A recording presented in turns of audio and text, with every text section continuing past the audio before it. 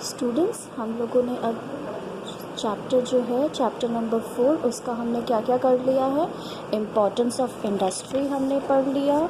हमने इसके बाद जो factors necessitating direct participation of the state in industrial development पढ़ लिया। उसके बाद जो हमारा IPR है, इंडस्ट्रियल पॉलिसी रेजोल्यूशन 1956, हमने उसे पढ़ लिया। Then we continued with this chapter salient features of the strategy of industrial growth.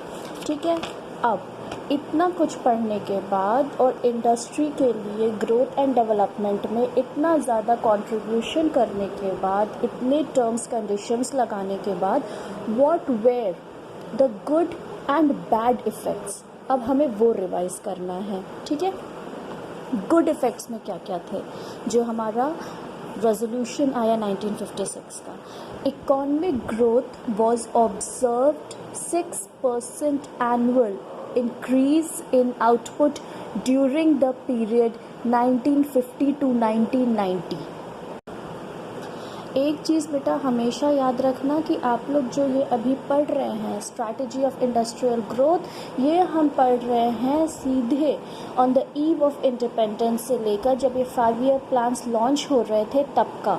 ठीक है, 5 ईयर प्लान्स जो थे उसमें जब इंडस्ट्री रेजोल्यूशन आया था उसके रिगार्डिंग हम पढ़ रहे हैं। और वो कौन सा ईयर था? 1950 टू 1990 के बीच में, क्योंकि ये वो फेज़ था जहाँ पे सारे डेवलपमेंट, ग्रोथ, इकोनॉमी, उनके लिए डिफरेंट स्ट्रैटेजीज़ अपनाई गई थी कि कैसे इनको बूस्टअप करें, क्योंकि इकोनॉमी जो थी हमारी डाउनफॉल पे थी, हमें उसे अपलिफ्ट करनी थी। ठीक है, तो इतना कुछ करने के बाद कि हमें इंपोर्ट सब्स्टिट्यूशन करना है, हमें सेल्फ रिलायंट बनना है, हमें जो अपनी डोमेस्टिक इंडस्ट्री है उसको फॉरेन कंपटीशन से बढ़ाना है, हमें मिनिमम टू मिनिमम इंपोर्ट करना है, एक्सपोर्ट जो है हमें उससे बढ़ाना है, एग्रीकल्चर जो हम ज़्यादा एक्सपोर्ट कर देते थे, कैश क्रॉप जो हम ज़्यादा एक्सपोर्ट कर देते थे, वो एक्सपोर्ट करने के बजाय अब हम उसे एज रॉ मटेरियल अपनी ही कंट्री में यूज़ करें कि अपने जो इंडस्ट्रीज़ हैं उनको फिर से स्टार्ट करें। जो बंद हो गई थी इंडस्ट्री किसी भी रीज़न्स की वजह से, उनको वापस से स्टार्ट करना, वापस से उनको रिसोर्सेज प्रोवाइड करना, उसके बाद उनको लेबर प्रोवाइड करना, इससे एम्प्लॉयमेंट अपॉर्चुनिटीज़ भी हमारी बढ़ती थी। तो ऐसे करके हमने कैसे अपनी कंट्री का GDP जो है उसको इम्प्रूव किया। GDP कैसे इम्प्रूव होगा? जब नेट नेशनल प्रोडक्ट बढ़ेगा। नेट नेशनल प्रोडक्ट कैसे बढ़ेगा? जब जो आपका पॉपुलेशन है वो अपनी सर्विसेज रेंडर करे, उनको रेंडर करने का मौका मिले, एम्प्लॉयमेंट मिले, और उनके बजाय वो जो है इनकम वहाँ से अपनी जनरेट कर सके। ऐसे आपकी GDP बढ़ती है। ठीक है, तो यही इकोनॉमिक ग्रोथ जो है 6% इंक्रीज़ देखा गया था 1950 से 1990 के बीच में, जस्ट बिकॉज ये जो इंडस्ट्रियल रेजोल्यूशन को यहाँ पर इनैक्ट किया गया था। नेक्स्ट है आपका next achievement, great change was observed, sunrise industry electronics made to a marked extent. अब क्या हो रहा था? इंडस्ट्रीज इस्टेब्लिश होने के लिए मौका मिल रहा था, कुछ प्राइवेट एंटरप्राइजेस थे उनको कंसेशंस मिल रहे थे, तो जो पब्लिक सेक्टर्स जो हैं वो तो अपने अंडरटेकिंग्स लेकर वो तो इस्टेब्लिश कर ही रहे थे सोशल वेलफेयर के लिए। और जो प्राइवेट इंडस्ट्रीज़ थे उन्हें क्या सूझा कि उनके पास थोड़ा सा कैपिटल है, ठीक है, वो लाइसेंस ले लेते हैं गवर्नमेंट से। गवर्नमेंट से अगर उन्हें लाइसेंस मिल जाता है वो अपना एक प्रोडक्शन कैपेसिटी फिक्स्ड करके गवर्नमेंट के पास चले जाते हैं अपने लाइसेंस के लिए। उन्हें जब वहाँ से मिल जाता है तो वो कोशिश करते हैं कि हम ऐसी जगह पे इस्टेब्लिश करें अपनी इंडस्ट्री जहाँ हमें रॉ मटेरियल प्रोवाइडेड आराम से मिल जाए, कि हमें रॉ मटेरियल को के कन्वेंस में ज़्यादा एक्सपेंडिचर ना हो। और अगर हम रूरल एरिया में इस्टेब्लिश करते हैं अपना जो इंडस्ट्री है तो हमें गवर्नमेंट से कंसेशन भी मिल जाएगा उस सिनेरियो में। तो क्या होता है कि इस चीज़ों में जब इतनी इंडस्ट्रीज़ को फिर से बूस्टअप करने लगे तो वहाँ पे ये चीज़ ऑब्ज़र्व की गई कि जो सनराइज़ इंडस्ट्री थी, जो इलेक्ट्रॉनिक्स में डील करती थी, वो इंडस्ट्री ने एक रिमार्केबल ग्रोथ यहाँ पे दिखाया। बहुत से ऐसी इंडस्ट्रीज़ थी जो ये 1950 से 1990 के बीच में बहुत जिन्होंने ग्रोथ किया। जैसे आपकी टेक्सटाइल इंडस्ट्री बहुत ग्रो किया क्योंकि लोगों की धीरे धीरे इनकम बढ़ने लगी थी, तो डिमांड बढ़ने लगे थे। फिर जैसे आपके इलेक्ट्रॉनिक्स, क्योंकि जब पावर जनरेशन यहाँ पे इस्टेब्लिश हो गए थे, राइट, पावर जनरेशन हमारा इंफ्रास्ट्रक्चर सही हुआ तो पावर जनरेशन के इंडस्ट्रीज सेट किए गए, जैसे आपके एनटीपीसी हो गए, बीएचईएल हो गए। तो ये सब चीज़ों को जब इस्टेब्लिश किया गया तो इनकी वजह से इलेक्ट्रिसिटी जैसे जैसे यहाँ पर लोगों को प्रोवाइड होने लगी पावर जनरेशन की वजह से, तो इलेक्ट्रॉनिक्स जो गुड्स थे उनकी डिमांड बढ़ने लगी। और इसका रिप्रेजेंटेशन क्या हुआ कि इलेक्ट्रॉनिक्स गुड्स की डिमांड बढ़ी तो इंडस्ट्रीज़ जो थी जो इलेक्ट्रॉनिक्स में डील करती थी उनके लिए बहुत अच्छा यहाँ पे डेवलपमेंट का और प्रोग्रेस का उनको वे मिल गया। नेक्स्ट है growth of large scale industries जैसे ही सेट होती गई तो क्या हुआ कि जब इंडस्ट्रीज सेट हो रही हैं उन पे गवर्नमेंट ध्यान दे रही है, उन पे स्टेट ध्यान दे रही है, तो उनका क्या था कि जब उन्होंने एसएसआई का उन्होंने इस्टेब्लिश किया था, या जो हमारा इंडस्ट्रियलाइजेशन का प्रोसेस था उसमें हमारे दो प्रोसेस थे।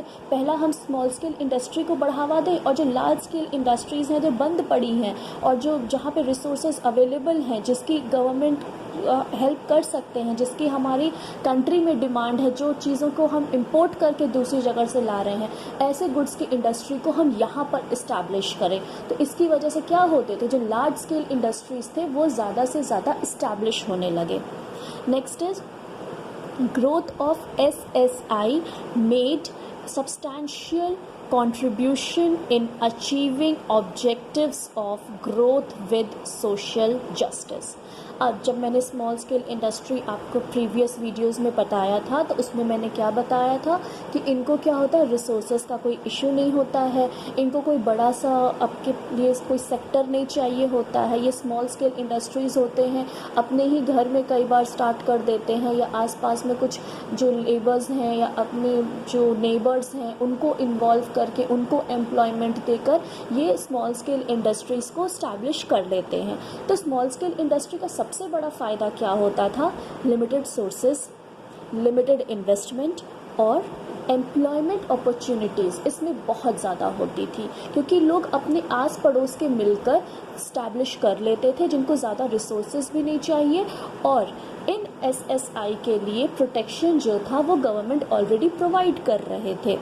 तो इस तरीके से क्या होने लगा कि जो आपके स्मॉल स्केल इंडस्ट्री थे उन्होंने कहीं ना कहीं ग्रोथ और डेवलपमेंट तो दिखाया ही इकोनॉमी में, लेकिन इन्होंने सोशल जस्टिस भी प्रोवाइड किया। सोशल जस्टिस कैसे प्रोवाइड किया, एम्प्लॉयमेंट अपॉर्चुनिटीज़ देकर।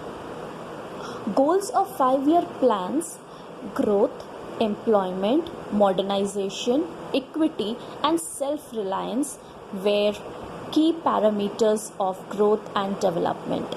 हमारे जो 5-year प्लान्स थे उन पे हमने क्या क्या बेसिक 5-year प्लान्स के ऑब्जेक्टिव थे।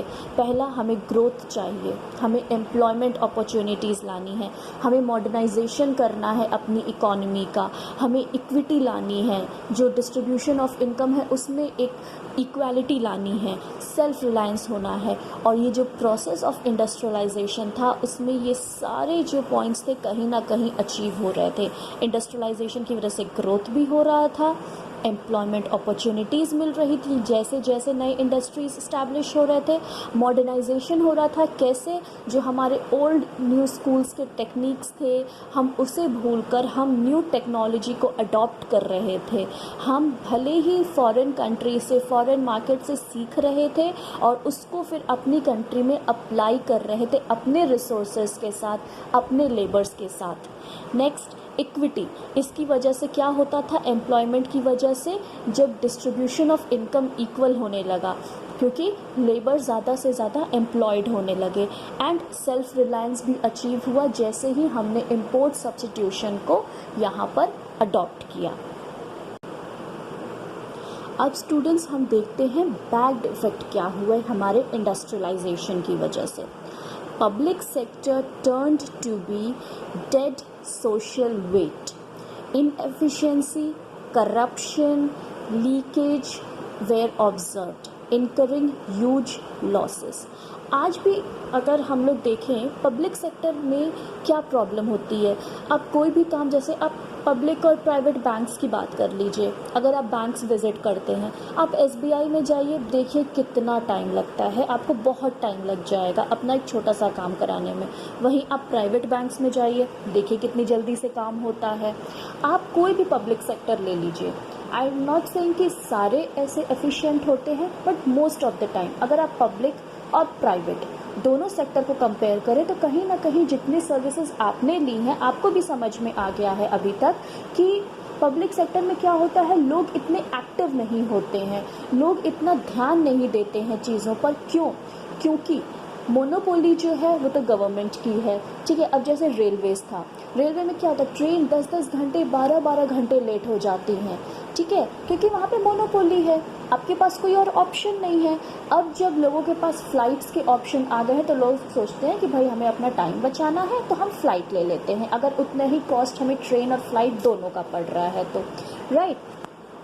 तो जो पब्लिक सेक्टर था उसका सबसे बड़ा डीमेरिट ये था कि जो एम्प्लॉयज़ वहाँ पे एम्प्लॉयड हो गए थे, उन्हें भी पता था कि भाई हम काम करें ना करें पेमेंट तो मिलती है टाइम टू टाइम। तो इसकी वजह से क्या होता था, जो गवर्नमेंट एम्प्लॉयज़ थे उनके अंदर करप्शन भी आने लगा कि वो अपना सैलरी तो ले ही रहे हैं लेकिन अपना काम करने के लिए वो और वहाँ से रुकट से ब्राइब लेते हैं। आज भी आप जाते हैं, देखते हैं, आप आरटीओ ऑफिस चले जाइए कहीं पे, कई बार होता है कि आपके एजेंट्स लगे होते हैं, आपको वहाँ ब्राइब देना पड़ता है। तो यही जो है, यही मतलब है आपका डेड सोशल वेट का, कि हमने रिसोर्सेज जो हैं पब्लिक सेक्टर को ज़्यादा दिए। पब्लिक सेक्टर में क्या हुआ, ज़्यादा पैसा हमने लगाना स्टार्ट किया क्योंकि हमें सोशल जस्टिस को अचीव करना था। लेकिन इसका सबसे बड़ा डीमेरिट यही हुआ कि जो लोग इसमें एम्प्लॉयड हो गए उनको पता है कि हम अपनी कंपनी को प्रॉफिट दे ना दें, हमें इतनी सैलरी मिलनी ही मिलनी है। तो इसकी वजह से उनकी इनएफिशिएंसी हो गई उनके अंदर। उनका अगर वहाँ पे 100 लोग एम्प्लॉय हैं तो 70 ऐसे निकल जाते हैं जो करप्ट हो जाते हैं, जो काम ही नहीं करते क्योंकि उनको पता है कि बिना काम हमें किए मिल जाएगा। वही 30% जो है वही बहुत ईमानदारी से अपना काम करते हैं। तो ये एक बहुत बड़ा जो बैड इफ़ेक्ट आया इंडस्ट्रियलाइजेशन का पब्लिक सेक्टर के ऊपर वो ये था। Next, failed to achieve international standards of product quality. आज भी अगर आप देखें, अगर आप कोई अपनी डेली की चीज़ों का यूज़ करें, जैसे कि कोल्ड ड्रिंक्स की ही आप बात करें, आप क्यों आज भी थम्स अप या ड्यू या एप्पी फिज़ या जो डिफरेंट फॉरेन की जो आपकी ड्रिंक्स हैं आप उनको क्यों इतना कंसिडर करते हैं? क्यों आप इंडियन गुड्स को इतना कंसिडर नहीं करते? क्यों आपको जब फ़ोन चाहिए होता है या आपको लैपटॉप्स चाहिए होते हैं या इलेक्ट्रॉनिक सामान चाहिए होता है, गैजेट्स चाहिए होता है, आप क्यों नहीं इंडियन कंपनीज़ पे भरोसा करते? आप क्यों हमेशा चाइना की चीज़ें, अभी तो चलो चाइना का प्रोडक्ट बैन हो गया है, क्यों हमेशा आप चाइनीज़ प्रोडक्ट्स के लिए इतना ज़्यादा देखते हैं? क्यों आप यूएस के प्रोडक्ट्स जो गैजेट्स होते हैं या एप्पल आईफोन्स हैं या लैपटॉप्स हैं, आप उनको ज़्यादा प्रेफरेंस देते हैं? इसी वजह से कि भले ही हमारी कंट्री में उन चीज़ों का प्रोडक्शन हो रहा है, लेकिन वो जो इंटरनेशनल स्टैंडर्ड जो दूसरी कंट्रीज़ दे रही है प्रोडक्ट्स में, वो हमारी कंट्री में आज भी पॉसिबल नहीं हो पा रहा है। कहीं ना कहीं मॉडर्नाइजेशन हमने अडॉप्ट कर लिया, लेकिन टेक्नोलॉजी के टर्म्स में, प्रोडक्ट के स्टैंडर्ड के टर्म्स में हम उनको मैच नहीं कर पा रहे हैं। और इसकी वजह से क्या होता है, इंडस्ट्रीज़ तो इस्टेब्लिश हो गई, एम्प्लॉयमेंट तो मिल गया, लेकिन ये जो इंडस्ट्रीज़ हैं आज भी लॉसेस इनकर कर रही हैं क्योंकि जो कस्टमर्स हैं, जो डिमांड हो रही है वो इनकी नहीं हो रही है। हमारे डोमेस्टिक प्रोडक्ट की डिमांड इतनी ज़्यादा नहीं हो रही है, फॉरेन की ज़्यादा डिमांड हो रही है। इसीलिए अगर आप देख रहे होंगे न्यूज़ पिछले 2-3 सालों से बहुत ज़्यादा हो रहा है कि एवरीवन इज़ टेलिंग कि अपने कंट्री की जो चीज़ें हैं आप उसको यूज़ करिए, स्वदेशी बनिए और आत्मनिर्भर बनिए। क्यों इतना बोला जा रहा है कि आप अपनी कंट्री की चीज़ों को यूज़ करिए? इससे क्या होगा, हमारी कंट्री की इकोनॉमी बढ़ेगी, हमारी जब कंट्री के गुड्स जो प्रोडक्ट्स हैं उनकी जब सेल बढ़ेगी तो ही तो हमारी कंट्री में और पैसा आएगा। हमारे पास जो पैसा है वो भी हम दूसरी कंट्री को दे देते हैं क्योंकि हमें वहाँ के प्रोडक्ट्स अच्छे लग रहे हैं। तो ये एक फेलियर है जो इंडस्ट्रीज़ ने देखा कि उन्होंने इस्टेब्लिश तो कर लिए इंडस्ट्रीज़, लेकिन स्टैंडर्ड वो नहीं मीट कर पाए। Saving foreign exchange through import substitution proved to be inefficient policy instrument. Reserves started shrinking by the end of 1990. Had to pledge our gold reserves with World Bank to manage our borrowings. अब foreign exchange के साथ हमें सबसे बड़ी problem क्या हो गई, हमने इंपोर्ट सब्स्टिट्यूशन तो सोच लिया कि हम इंपोर्ट करेंगे ही नहीं और हमारे पास जितना फॉरेन एक्सचेंज है हम उसको बचा के रखेंगे, जो फॉरेन करेंसीज हमारी कंट्री में है आरबीआई के पास हम उसको बचा के रखेंगे।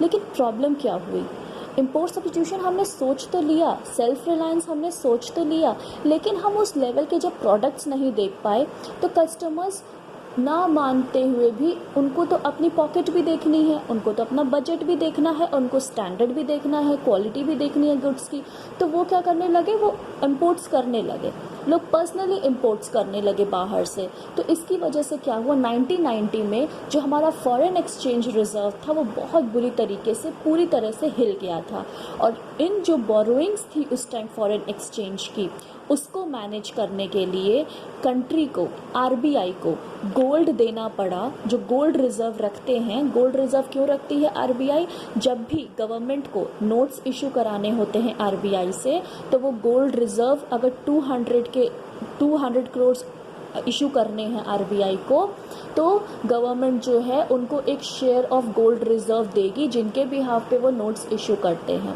वहीं जब आप बोरोइंग्स करते हैं वर्ल्ड बैंक से कि हमें फॉरेन एक्सचेंज चाहिए, हमें फॉरेन करेंसी चाहिए, इसके लिए हमें बोरोइंग्स चाहिए, तो आप हमारे गोल्ड रिजर्व रख लीजिए, क्योंकि इंटरनेशनल टर्म्स में जब भी कोई डीलिंग्स होती हैं तो वो हमेशा गोल्ड के ही टर्म्स में होती हैं। ठीक है, तो हमारी बोरोइंग्स को बचाने के लिए, हमारी बोरोइंग्स को मैनेज करने के लिए और जो हमारी फॉरेन एक्सचेंज बहुत बुरी तरीके से श्रिंक कर गई थी उसको संभालने के लिए हमारी कंट्री को, हमारे गवर्नमेंट को, आरबीआई को गोल्ड रिजर्व का एक हिस्सा वर्ल्ड बैंक के पास रखना पड़ा ताकि हम उनसे फॉरेन एक्सचेंज ले सकें और जो हमारा बैलेंस ऑफ पेमेंट श्रिंक किया है, जितना हमें वापस करेंसी वापस करनी है, जितना हमें मनी वापस करना है, हम उतना उनकी करेंसी में उनको वापस कर सकें और जो हमारे बैलेंसेस हैं हम उसको क्लियर कर सकें। तो एक तरीके से इंडस्ट्रियलाइजेशन की वजह से कुछ गुड इफ़ेक्ट्स भी देखने को मिले और कुछ बैड इफ़ेक्ट्स भी देखने को मिले। And this brings to the end of your chapter number 4, that is strategy of industrial growth.